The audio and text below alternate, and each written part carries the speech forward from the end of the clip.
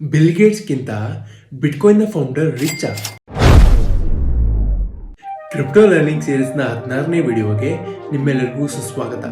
ಇವತ್ತು ನಾವು ಬಿಟ್ಕಾಯಿನ್ನ ಫೌಂಡರ್ನ ಬಗ್ಗೆ ತಿಳಿದುಕೊಳ್ಳುವ. ಸತೋಶಿ ನಾಕಮೋಟೋ ಎನ್ನುವರು ಬಿಟ್ಕಾಯಿನ್ನ ಫೌಂಡರ್ ಆಗಿದ್ದಾರೆ. ಆದರೆ ಇದರಲ್ಲಿ ಇಂಟ್ರೆಸ್ಟಿಂಗ್ ವಿಷಯ ಏನೆಂದರೆ ಇವರ ಐಡೆಂಟಿಟಿ ಇನ್ನೂ ರಿವೀಲ್ ಮಾಡಿಲ್ಲ. 2009ರಲ್ಲಿ ಅದೇ ಹೆಸರಿನಿಂದ ಬಿಟ್ಕಾಯಿನ್ ಸಾಫ್ಟ್ವೇರ್ ಅನ್ನು ಪಬ್ಲಿಷ್ ಮಾಡಲಾಯಿತು. ಅದೇ ಸಾಫ್ಟ್ವೇರ್ ಈಗ ಒಂದು ಡಿಜಿಟಲ್ ಅಸೆಟ್ ಆಗಿದೆ. ಸತೋಶಿ ನಾಕಮೋಟೋನ ಕಡೆಯಲ್ಲಿ ಬಿಟ್ಕಾಯಿನ್ನ ಟೋಟಲ್ ಸಪ್ಲೈಯಲ್ಲಿ 5% ಇದೆ.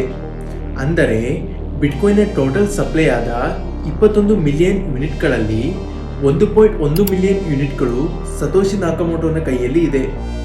ಅದರ ವ್ಯಾಲ್ಯೂ ಈಗ $107 ಬಿಲಿಯನ್.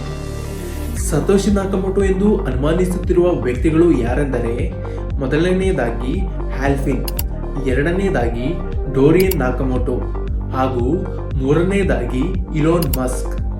ಮುಂದಿನ ವಿಡಿಯೋದಲ್ಲಿ ಇಲೋನ್ ಮಸ್ಕ್ ಅನ್ನು ಸತೋಶಿಯನ್ನಾಗಿ ಅನುಮಾನಿಸಲು ಇರುವ ಕಾರಣಗಳನ್ನು ತಿಳಿದುಕೊಳ್ಳುವ.